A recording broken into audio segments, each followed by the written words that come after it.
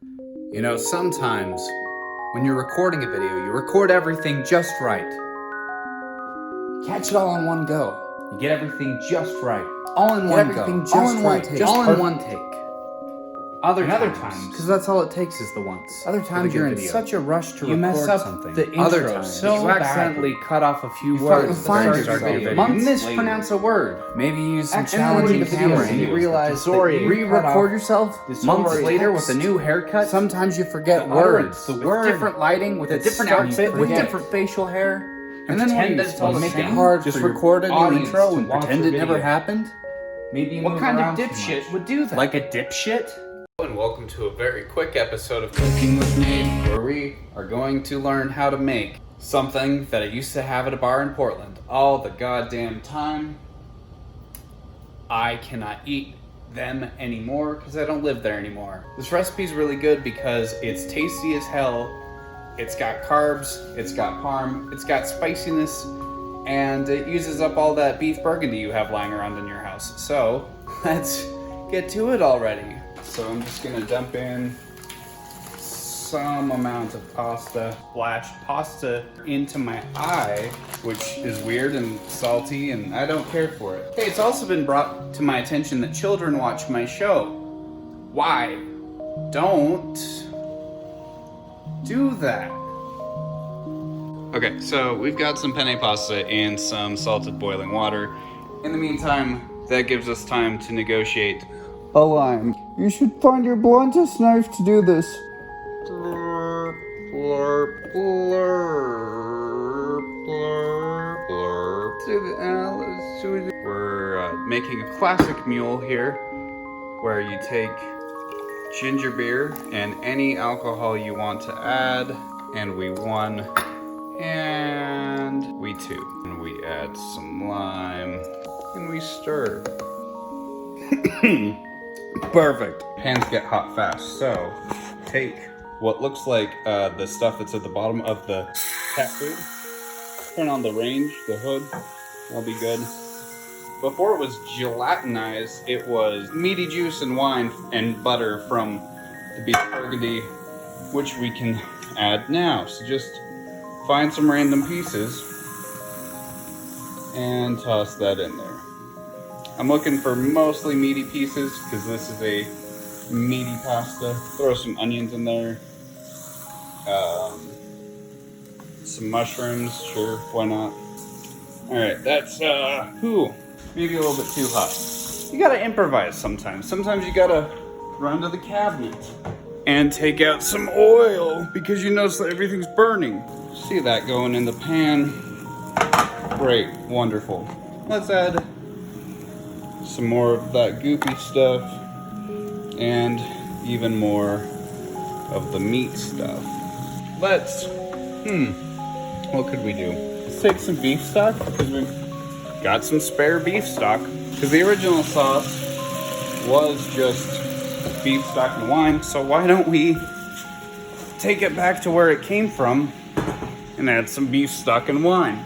This meat should really be done differently. All right, take your wine. Great. You want it to be that gross gray color. Bring that up to, I don't know, a fast simmer because I think we're running out of time. Give your pasta a good old stir because it's probably going to get stuck to the bottom if you don't. And don't forget to, if you start to get stressed because this isn't going as well as you were hoping it would, just remember that nothing in life is going to go as good as you hope it would, and that you're going to be constantly disappointed, and that even the things that you work really hard on aren't going to work out. And that's actually looking really nice. Don't burn your hands, try not to. Throw that over here. Yeah, look at that pasta. While I drain the pasta, I finished shredding the meat. The meat does get a lot easier to shred once you've given it some time to heat up, because you cooked this shit for, what, 4 hours when you originally cooked it? So it's pretty soft, it's pretty good. We just needed to heat it up so it could remember how soft it is on the inside. Like, you know when you fall in love when you're young and then you get hurt in any, you know, small way that only a young person can be hurt, and then you just shut down for years, and then this charming young man from the city moves into your village, and you go, my, this boy, be quiet, my heart, be quiet. He's but a boy. He doesn't know of the pain of the world. He'll just get in the way of my career. He'll just do all these things. But then, once the boy shows what a man he can be, that's when it all softens up, and everything becomes good. And everything gets better when you add pasta to it. So we undercooked the pasta by like 2 minutes so that it could finish cooking in the pasta in the brothy situation here. And if we weren't already using this super congealed stuff, I would maybe consider adding butter to this, but I exercised today and I don't want. So we are going to add butter. Yeah, we're going to add butter to this, but look how good it looks already. That looks great. I actually want to add some more of that. What luck? We already, by luck, had 2 tablespoons in the fridge. So I'm just gonna throw that in there. And just yeah that up. I wasn't kidding when I said don't add vegetables. This wasn't like a tee-hee, I'm still a teenager at heart.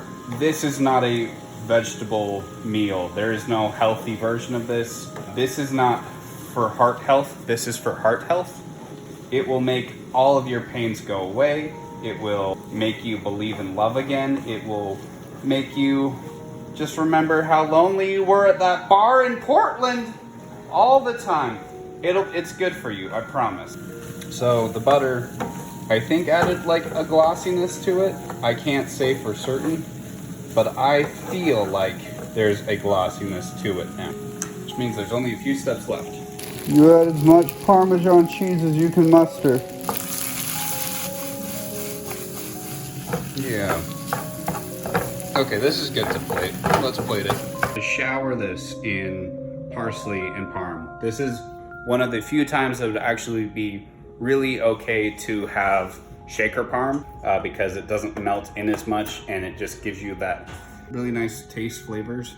Let's get some of this.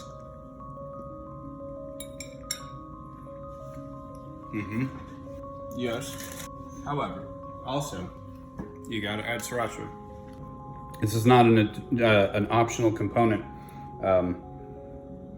I would lattice this on just grid-like formation. The vinegar cuts through really well. Sriracha goes bad though, so you use not shitty sriracha. Okay, I love it. It makes me happy. I'll let it make you happy too. If you got a lot of stew and shit that you have left over, just add penne pasta to it and you'll be good. Goodbye now. Cooking with Nate, we're cooking with Nate. What are we gonna cook today? Cooking with Nate, we're cooking with Nate. What are we gonna cook today? Bring the sriracha to the table. You're gonna need to refill it a few times.